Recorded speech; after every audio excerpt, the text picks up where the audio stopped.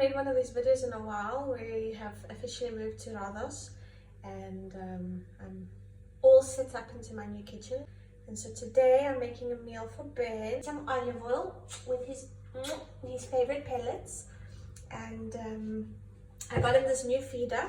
So it's a slow feeder. I never really do a real measurement, but I make quite a bit because he's gonna have for lunch today and for his dinner, and then I always make extra for the next day, so in case I don't have time to cook, there's always leftover. I'm gonna wash the quinoa, so you want to just give it a nice rinse. It doesn't need the same sort of cleaning that rice does, but you do want to rinse it through in case there's any dust through it.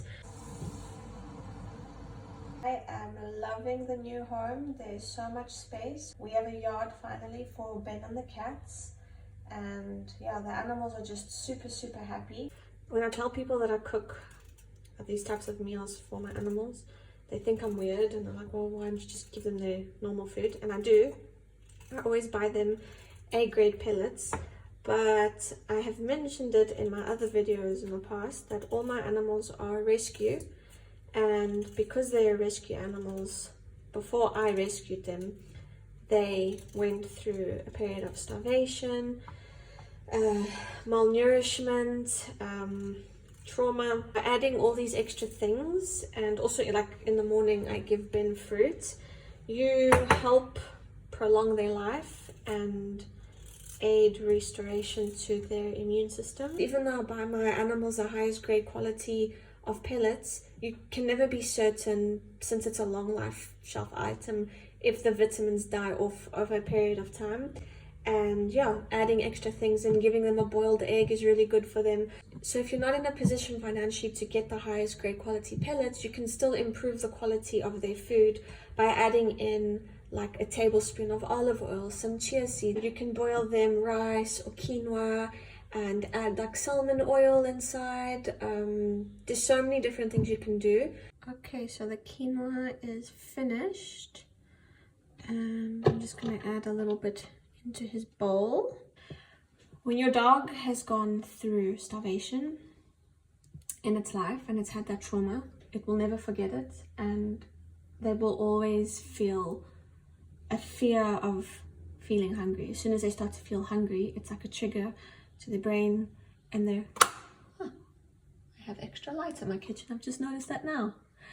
It's all about perspective. When you change the perspective of a room, you realize new things in life. Point to this is that some people feed their animals once a day. I personally don't, and I've spoken to my vet about it. So I always give half a portion in the day and half a portion in the night, and then in between he'll have like fruits or like treats and stuff. The reason I do that is because I never want him to reach that stage of where he's waiting all day with pina, hunger in his stomach, to get to the point of panic and fear that he's going to go hungry, because then he eats so fast and he panics. He just panics that he's going through starvation again. So this has been working very well for us. His moods are a lot better. He's less anxious when it comes to meal times. And yeah, I got him the slow feeder. It helps him take his time with his meal and thoroughly enjoy it. And it obviously prevents dog bloat. And for big breeds, you probably know if you're a big breed dog owner, but if you're new at having a larger breed dog, they do have the capability of getting dog bloat, which is very severe. It's when their intestines or their stomach twists and they can die. And so a part of preventing that is getting a slow feeder, spreading out their portions in the daytime. Don't let them exercise before meals or right after meals. You should never feed your dogs right before they're about to exercise, or right after they've just come back from exercising because they're still hyped up, or if they've just drank a shit ton of water. We've got the quinoa. Now I'm going to add his pellets.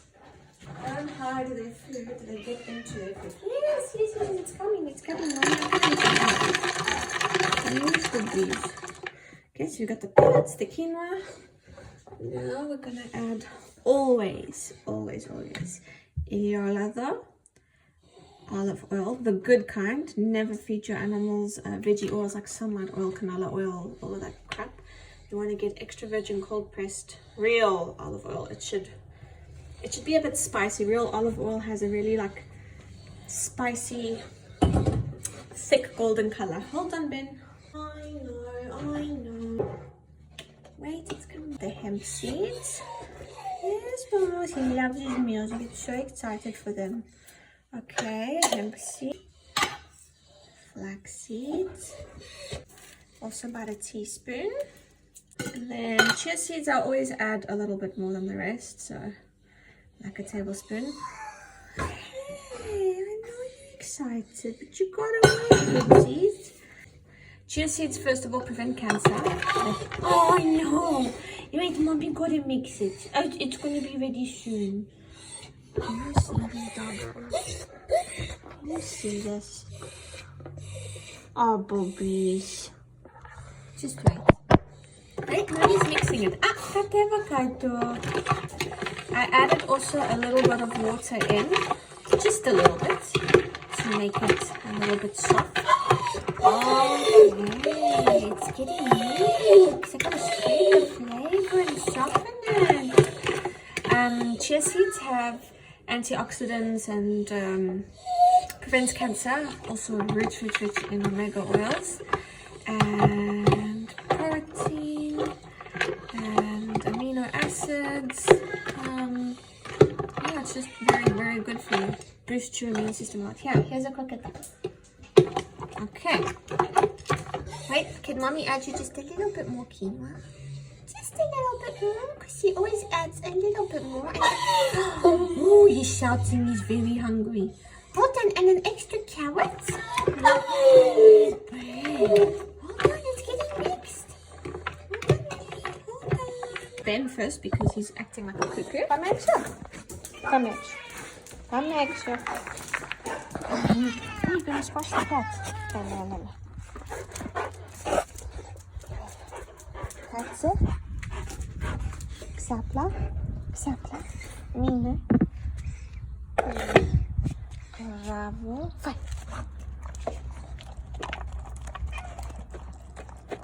Time to make your guys' food. The yummy bin. See that? He's not gonna take your food. Don't worry. Ele de coxo do falito. Deixa eu falar, né? Siga. Nasty more. Yum yums.